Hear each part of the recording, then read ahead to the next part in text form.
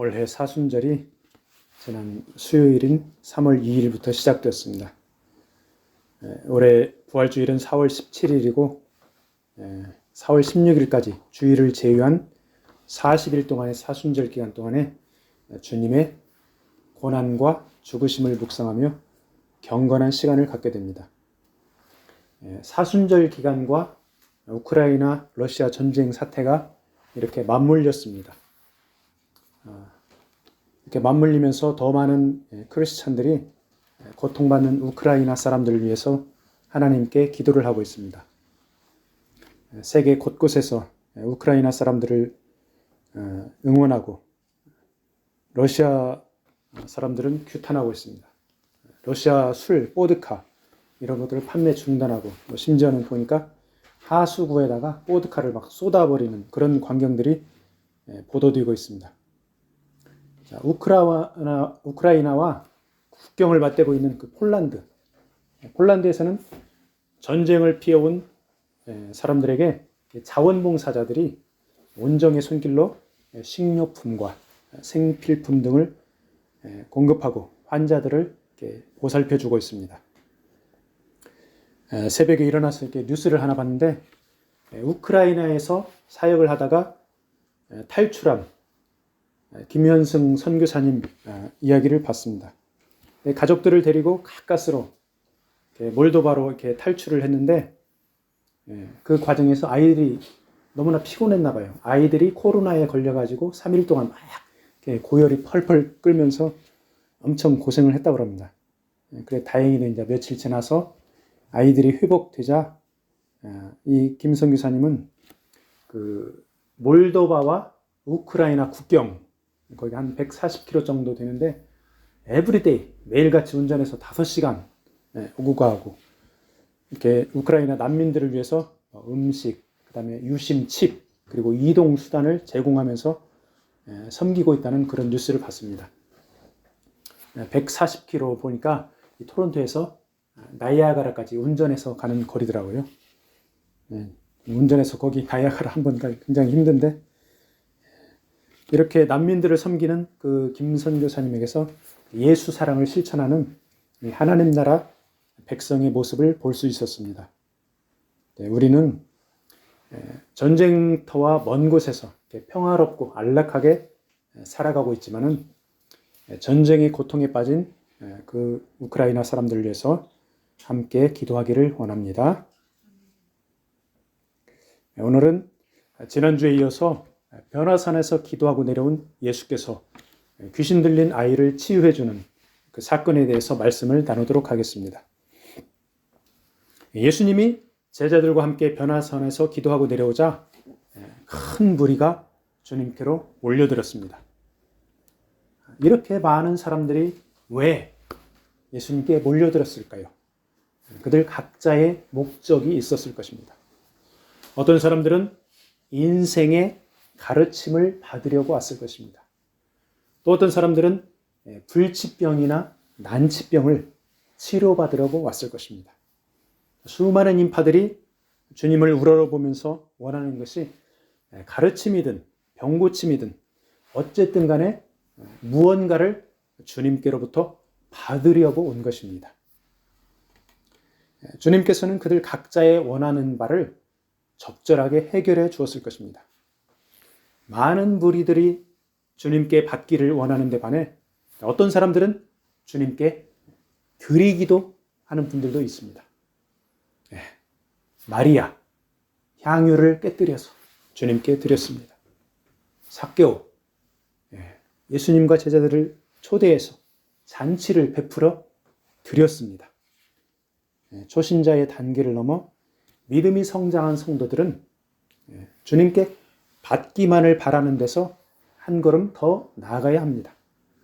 주님을 위해서 재능을 드리고 시간을 드려야 합니다. 고통에 빠진 이웃을 위해서 사랑과 물질을 베풀어야 하겠습니다. 오늘 본문에 나오는 아비는 아들이 불치병에서 간절히 치유받기를 원하는 사람이었습니다. 수많은 사람들이 주님 주변에 둘러싸고 있는데 그는 절박한 심정으로 주님을 외쳐 불렀습니다. 사람들이 너무 많아 주님께로 다가갈 수도 없고 소란스럽고 혼란스러운 상황에서 점잖게 부르면 자신의 소리가 군중들의 시끄러운 소리에 묻힐 것 같았습니다. 그래서 이 아비는 있는 힘껏 큰 목소리로 주님께 소리 지른 것입니다. 자, 이 아비는 자신이 큰 소리를 내어 주변 사람들의 이상한 눈빛을 받는 것을 감수할 각오가 되어 있었습니다. 자, 이 아비가 소리친 내용은 우리 아픈 아이 치유하고 회복시켜 주세요. 그 내용입니다. 하나밖에 없는 외아들이라고 하면서 아들이 앓고 있는 증상을 이야기합니다. 자, 아비가 외친 내용 중에 내 아들을 돌보아 주옵소서. 이렇게 소리 지르고 있죠. 돌보아 주옵소서. 이 돌보아 주옵소서의 헬라 원어는 에피블레포입니다. 환자를 세심하게 검사해 달라. 이런 뜻인데 의학적인 용어로도 쓰입니다.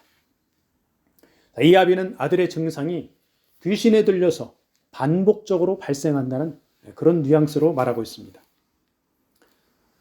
자, 환자가 소리 지릅니다. 경련을 일으킵니다. 거품을 흘립니다. 무슨 병입니까? 오늘날로 보면 간질병입니다. 자, 뇌에 이상이 생겨서 간질병이 생길 수도 있고 귀신이 들려서 간질병의 증상이 발작할 수도 있습니다. 본문에 나온 아이는 귀신에 들려서 그러한 증상들이 나타났다고 기록하고 있습니다. 하나밖에 없는 외아들이 몹쓸 병에 걸려 반복적으로 쓰러져 발작할 때마다 그 부모의 마음은 타는 듯이 괴롭고 아팠을 것입니다. 이 아이의 부모는 허구한 날 아들의 발작을 보며 고통스러운 나날을 보내다가 어느 날 예수님의 제자들이 환자들을 치유해 준다는 그런 소문을 듣고 예수님의 제자들에게 아들을 데리고 갔습니다. 그런데 제자들이 그 아들을 치유해 주지 못했습니다. 이 부모 얼마나 낙심했을까요? 엄청나게 실망했습니다. 그런데 어느 날 예수께서 직접 가까이 오셨다는 소문을 듣고 실망 가운데서 한 줄기 빛을 보았습니다.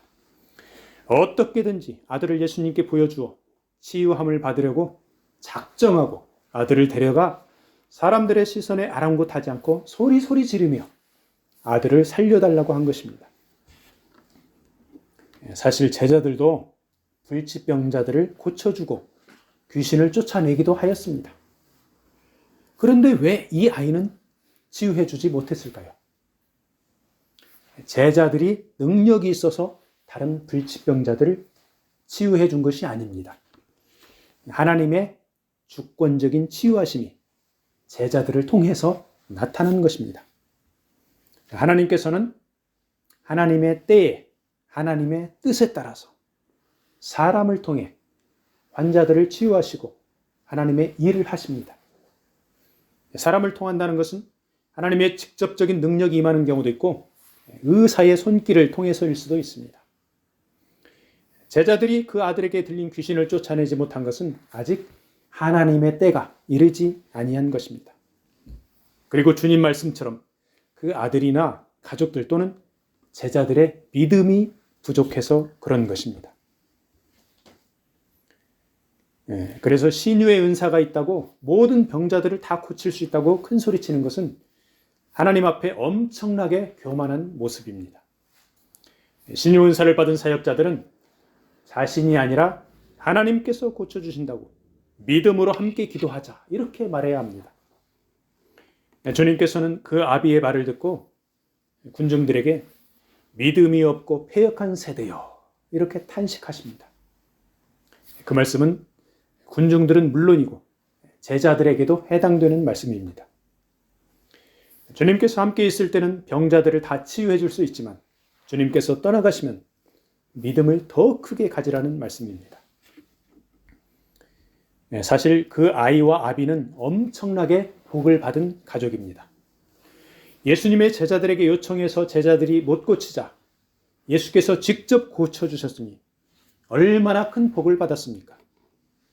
제자들이 다른 많은 병자들을 치유해 주었기 때문에 자기 아들도 분명 치유해 주리라던 그런 기대가 한때는 산산이 부서져 실망도 많이 했을 터였습니다. 그런데 그 제자들이 귀신을 쫓아내지 못하다 귀신에 들려 고통스러워하던 아들도 맥이 빠졌을 것이고 그 부모도 매우 낙심했을 것입니다. 그러나 그 시련의 시간이 지나가고 제자들의 스승인 예수님을 직접 만나는 엄청난 기회, 대박이 터졌던 것입니다. 인류 역사상 수많은 간질병 환자들이 있었을 것인데 이 아이는 주님께 직접 치유받는 그런 큰 복을 받은 것입니다. 오늘날 우리 각자의 앞길이 막혔다고 실망하기보다 앞으로 마주칠 더 큰 기회를 믿음으로 기대하기를 바랍니다. 주님께서 아이를 데리고 이리로 데려오라 말씀하십니다. 아이를 데리고 주님께로 오는 길에 귀신은 다시 한번 그를 발작시켜 넘어뜨리고 심한 경련을 일으키게 합니다. 아이는 고통 가운데 부르르 떨며 정신을 못 차리고 힘들어합니다. 귀신은 이제 자신이 쫓겨나게 될 것을 귀신같이 알고 마지막 발작을 일으킨 것입니다. 여러분들 혹시 간질병 환자들 본 적이 있습니까? 제가 중학교 2학년 때 1979년도에 그 경상북도 김천에 있는 용문산 기도원에 치료차 몇 달 있었습니다. 그때 주님의 은혜로 저는 관절염을 깨끗이 치유받고 지금까지 관절이 건강하게 쌩쌩하게 힘든 노동일도 하고 있습니다. 근데 그 당시에 그 기도원에 환자들이 몇십 명 있었는데 30대 후반에 아주머니 한 분이 있었습니다. 근데 그분이 간질병에 걸렸었는데 치유받아서 기도원에 남아 있었습니다. 그러면서 이제 주방 일도 하고 기도원에 이런저런 일들을 하면서 섬기고 있었습니다. 제가 거기에 한 5개월 동안 있었는데 한 번도 발작을 안 했어요. 저는 이제 기도원을 나와서 학교를 정상적으로 다니다가 몇 년 후에 기도원에 잠깐 방문했습니다. 그런데 그 아주머니가 보이질 않아요. 다른 분들 이야기를 들어보니까 간질이 재발해서 죽었다는 소식을 들었습니다. 그리고 기도원에 있는 그분의 무덤을 보았습니다. 어린 나이에 너무 충격적이었고 마음이 아팠습니다. 분명 하나님께서 치유해 주시고 회복시켜 주셨는데 왜 다시 재발이 되었을까? 너무나도 궁금했지만 그 사연은 오직 하나님과 본인이 알고 있을 것입니다. 하나님께서 은혜로 치유하고 복을 베풀어 주셨으면 감사와 찬양으로 하나님 뜻에 합당하게 살아야 합니다. 환자들이 하나님의 주권적인 능력으로 치유와 회복을 받을 때 육신의 회복도 물론 중요하지만 영적으로 예수님 만나 구원받은 것이 더 기쁘고 감사한 일입니다. 따라서 하나님께서 베풀어 주신 은혜를 평생 동안 감사하며 주님을 자랑하며 살아야 하는 것입니다. 주님께서는 발작하는 아이를 맞이하면서 더러운 귀신을 꾸짖었습니다. 그래서 그 아이가 나았습니다. 우리 주님께서 함께 하시니까 극도로 발작을 일으키며 고통받던 아이가 평안, 참 평강을 찾았습니다. 우리 주변에서 혹시 나를 괴롭히는 존재들이 있습니까? 나를 괴롭히는 사건들이 있습니까? 그러한 고통들이 태산처럼 몰려와도 주님께서 함께 하시면 참 평강을 얻게 될 줄 믿으시기 바랍니다. 예수께서 귀신 들린 아이를 치유해 주자 사람들이 다 하나님의 위엄에 놀라니라 이렇게 43절에 기록하고 있습니다. 예수께서 하나님의 아들이고 메시아인 것을 이제 군중들이 어느 정도 인식하기 시작한 것입니다. 하나님의 아들인 예수께서 꾸짖자 귀신은 불이 나게 도망쳤습니다. 주님을 믿는 성도들은 하나님의 아들인 예수 이름으로 귀신을 얼마든지 쫓아낼 수 있습니다. 그런데 치유받은 후에 믿음이 약해지거나 악한 길로, 죄의 길로 되돌아가면 그 병이 다시 재발하게 됩니다. 하나님의 은혜로 치유받은 사람들은 다시 죄를 범하지 않고 깨어 근신하여 기도하며 어둠의 세력들이 다시 틈타지 못하도록 지켜야 하겠습니다. 주님께서는 마태복음 12장에서 귀신이 다시 찾아온다는 경고의 말씀을 하고 있습니다. 다 같이 마태복음 12장 43절로 45절을 함께 읽어보도록 하겠습니다. 마태복음 12장 43절. 더러운 귀신이 사람에게서 나갔을 때 물 없는 곳으로 다니며 쉬기를 구하되 쉴 곳을 얻지 못하고 이에 이르되 내가 나온 내 집으로 돌아가리라 하고 와보니 그 집이 비고 청소되고 술이 되었거늘 이에 가서 저보다 더 악한 귀신 7을 데리고 들어와서 거하니 그 사람의 나중 형편이 전보다 더욱 심하게 되느니라. 이 악한 세대가 또한 이렇게 되리라. 귀신을 쫓아낸 빈집에 하나님의 은혜의 말씀으로 가득 채우고 죄를 짓지 말아야 합니다. 하나님의 은혜를 맛보고 질병에서 치유도 받고 크나큰 문제에서 해결을 받았는데 다시 죄 가운데로 돌아가는 사람들이 있습니다. 그런 경우에 악한 귀신 7이 들어와서 거한다는 것은 이전보다 상황이 더 악화된다는 것을 말합니다. 귀신이 찾아다니는 물 없는 곳은 하나님의 은혜가 임하지 않는 그런 사람들을 말합니다. 죄와 악함에서 자유하게 된 사람들의 마음을 하나님의 은혜의 말씀으로 가득 채우면 귀신이 다시 들어오지 못합니다.